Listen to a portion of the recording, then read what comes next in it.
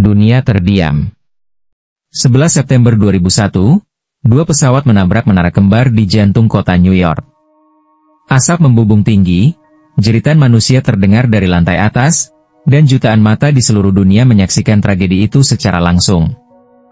Tapi, seiring waktu berlalu, muncul pertanyaan yang tak bisa dijawab oleh pemerintah Amerika sendiri. Apakah ini benar-benar serangan teroris, atau sebuah sandiwara global?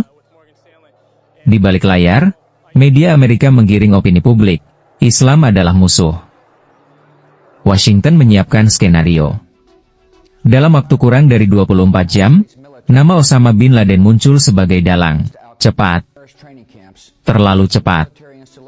Seolah narasi itu sudah siap sebelum tragedi terjadi. Inside Afghanistan has begun. We will make no distinction between the terrorists who committed. Saat dunia berduka, Gedung Putih mulai bergerak.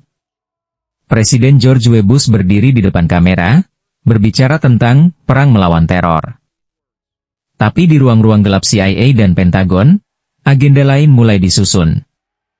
Dunia butuh musuh baru. Setelah Uni Soviet runtuh, Amerika kehilangan alasan untuk mempertahankan mesin militernya. Maka lahirlah musuh baru, terorisme Islam global. Dari tragedi WTC, Amerika mendapatkan segalanya. Dukungan publik, justifikasi perang, dan kontrol terhadap opini dunia. Propaganda, kata para analis independen, bukan sekadar berita. Ia adalah senjata.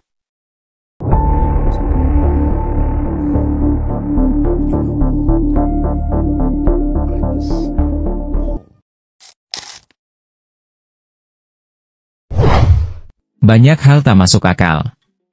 Pesawat baja menabrak gedung baja, tapi struktur raksasa itu runtuh seperti bangunan yang diledakkan dari dalam. Beberapa insinyur, arsitek, dan mantan agen intelijen bicara, suhu bahan bakar pesawat tak cukup panas untuk melelehkan baja. Ledakan terdengar di lantai bawah sebelum pesawat kedua menabrak.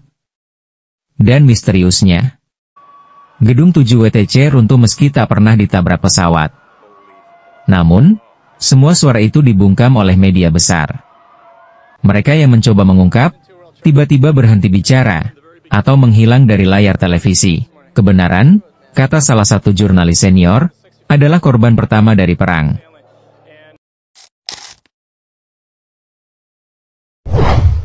Setelah tragedi, arah dunia berubah total. Amerika menyerbu Afghanistan dengan dalih mencari Osama. Lalu Irak, dengan alasan senjata pemusnah massal, yang hingga kini tak pernah ditemukan. Tetapi ada satu kesamaan antara keduanya, minyak dan posisi strategis. Perusahaan-perusahaan energi AS mulai menancapkan kuku di Timur Tengah. Industri senjata meraup miliaran dolar. Dan di dalam negeri, rakyat Amerika diawasi ketat melalui undang-undang baru bernama Patriot Act. Semua atas nama keamanan, tapi di baliknya, muncul satu kesimpulan pahit, WTC bukan hanya tragedi kemanusiaan, tapi juga instrumen politik global.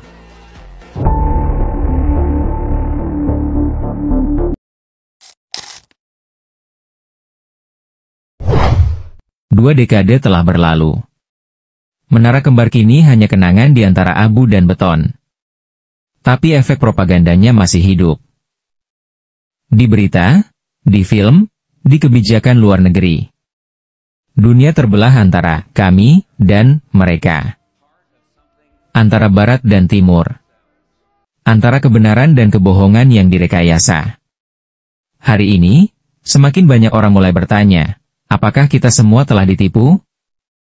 Dan di ujung pertanyaan itu, muncul satu pesan menggetarkan. Mereka yang mengendalikan cerita, mengendalikan dunia. Dalam bayangan menara kembar, propaganda telah menang. Bukan bom yang menjatuhkan gedung itu, tapi narasi yang menghancurkan kesadaran manusia.